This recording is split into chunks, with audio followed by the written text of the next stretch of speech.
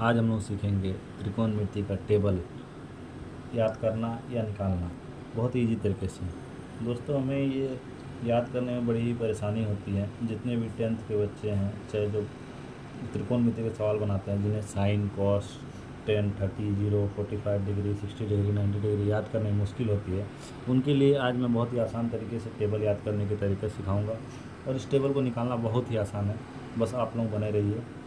देखिए, पहले हम लोग क्या करेंगे, सब आइडेंटिटीज़ को लिख लेते हैं, जैसे sine, cos, tan, cot, sec and cosec. इसके बाद हम लोग क्या करेंगे कि ऊपर में वैल्यूज़ लिखते हैं। जनरली हम लोग 5 वैल्यूज़ को देखते हैं, 0 degree, 30 degree, 45 degree, 60 degree and 90 degree.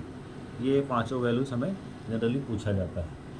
तो इसको याद करने के लिए आपको बहुत ज़्यादा मेहनत करने की ज़रूरत नहीं है। इसका एक तरीका है निकालने का, जिससे आप अभी 5 मिनट में सारे वैल्यूज़ को तुरंत ही सीख पाएंगे कि कैसे ये निकाला जाता है।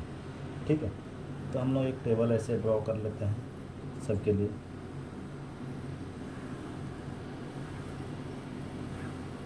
ठीक है, अभी देखिए दोस्तों, सिर्फ एक वैल्यू हमको निकालना है साइन का, और बाकी सारे वैल्यू आसानी से निकल जाते हैं। तो साइन का वैल्यू निकालने के लिए क्या करेंगे, हम लोग पहले लिखेंगे 0 है तो यहाँ से शुरू करते हैं 0, उसके बाद 1, फिर लिखते हैं 2, फिर लिखते हैं 3, फिर लिखते हैं 4। ये तो बहुत ही आसान है। इसके बाद हम लोग क्या करते हैं, सब में 4 से डिवाइड करते हैं। सब में क्या करेंगे, हम लोग 4 से डिवाइड कर देंगे। 1/2, 1/4, 2/4, 3/4 एंड 4/4, और सब के ऊपर रूट चढ़ा देंगे। बस हो गया हमारा काम। इससे हम लोग को साइन के सारे वैल्यू पता चल जाएंगे। अभी आप देखिए दोस्तों, 0/4 0 ही होता है और उसका रूट 0 ही होगा। तो साइन 0 डिग्री का वैल्यू जो होगा वो 0 होगा। साइन वो 30 डिग्री का जो वैल्यू होगा 1/4 अंडर रूट है, तो 1 का रूट तो 1 ही होगा, और 4 का रूट हो जाएगा दोस्तों 2। 4 का रूट हो जाएगा 2। इसी तरह अगर 2/4 को हम लोग सॉल्व करेंगे तो 1/2 आता है, और 1/2 रूट में यानी 1/√2, 1/√2। ये हो गया साइन 45 डिग्री का वैल्यू।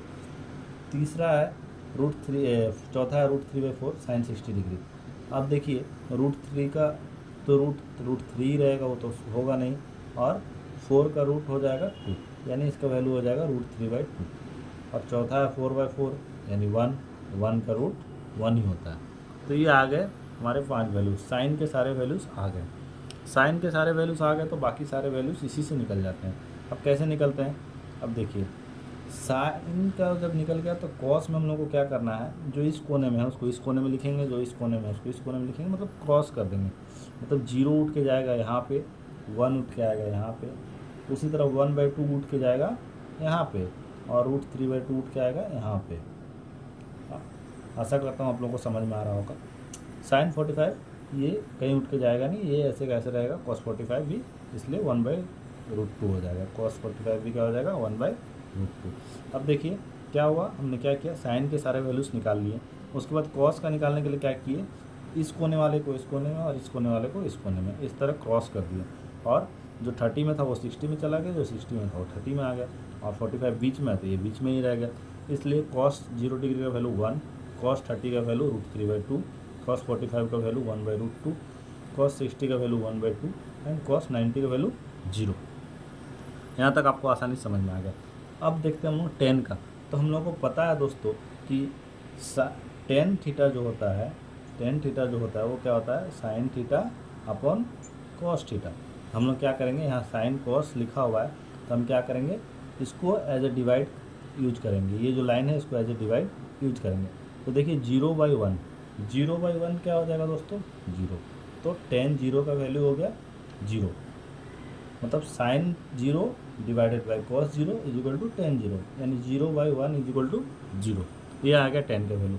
उसी तरह 1/2, और इसको डिवाइड की तरह यूज करेंगे, और √3/2। अब क्या होगा, 1/2 √3/2, ये मल्टीप्लाई होगा ऐसे, 1/2 डिवाइडेड √3/2। इसको हम लोग कैसे लिख सकते हैं, 1/2 इंटू 2/2, √3 इंटू 2/√3। अब क्या होगा, 2 कट गया और आया 1/√3, 1/√3। उसी तरह tan 45 के लिए क्या करेंगे, sin 45 अपॉन cos 45, इसको डिवाइड की तरह काम करेंगे। तो 1/√2 डिवाइडेड बाई 1/√2 कितना आएगा, 1 आएगा। ये तो सिंपल है। उसी तरह जब इसको भी डिवाइड करेंगे तो आएगा हमारा √3, इसको डिवाइड करेंगे तो √3। उसके बाद tan 90, तो tan 90 हो जाएगा 1/0। और हम लोग को पता है कि 0 से किसी भी नंबर को जब डिवाइड करते हैं, किसी भी नंबर को x y z किसी भी नंबर को डिवाइड करते हैं तो आता है इन्फिनिटी। 0 से किसी भी नंबर को डिवाइड करने पे क्या आएगा, इन्फिनिटी। तो हमारे यहाँ पे क्या आ जाएगा, tan 90 = इन्फिनिटी आ गए। अब हमको सारे वैल्यूज़ पता चल गए। अब बाकी जो तीनों होते हैं वो इन तीनों के रेसिप्रोकल होते हैं। अभी हम लोग कुछ आइडेंटिटीज़ देखते हैं। जो cot थीटा हमारा होता है वो होता है 1/tan थीटा।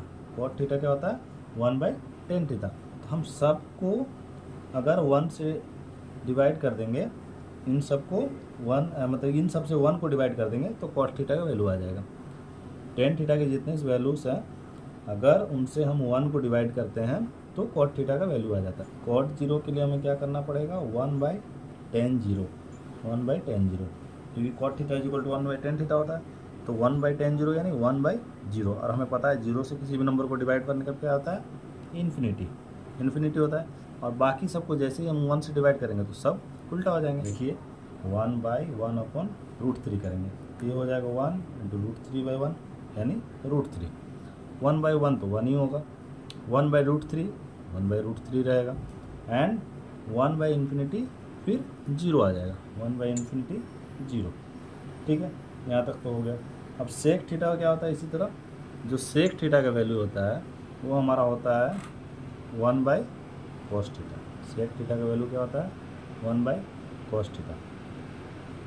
तो अब 1/cos थीटा करेंगे तो 1/1 1 हो गया, 1/√3/2 2/√3 हो गया, 1/√2 √2 हो गया, 1/2 को 1 से डिवाइड करेंगे तो 2 हो गया, और 1/0 हमको फिर से पता है कि क्या होता है, इन्फिनिटी होता है। 1/0 इन्फिनिटी।